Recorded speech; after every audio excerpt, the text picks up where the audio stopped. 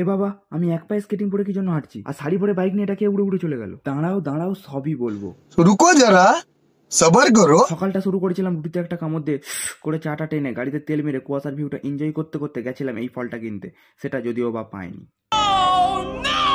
তারপর দোকানে এসে মিস্ত্রিদের কাজ করা দেখছিলাম, দেখার পরে গেলাম গোডাউনে কিছু মাটির মাল আনতে। মাটির মালপত্রগুলো ভালো করে ব্যাগে গুছিয়ে নিয়ে দোকানে এসেই চলে গেলাম টিফিন করতে, ঘুগনি আর মুড়ি। টিফিন করে নিয়ে চলে গেছিলাম একটা মন্দিরে পুজোর মাল দিতে। তারপরে ক্লাবের কিছু সদস্য এসে মালগুলো নিয়ে গেল। তারপরে দুপুরবেলা খাওয়া দাওয়া করে ডান্সের ভিডিও বানানোর পরে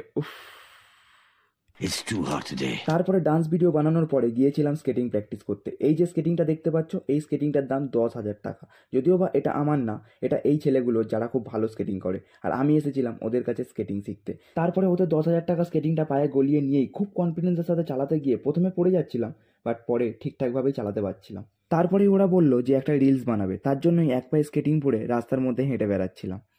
এই ছেলেটার দিকে একবার দেখো, কখনো সাপের মতো, কখনো ঘুরে ঘুরে, কখনো বসে বসে স্কেটিং করে যাচ্ছে।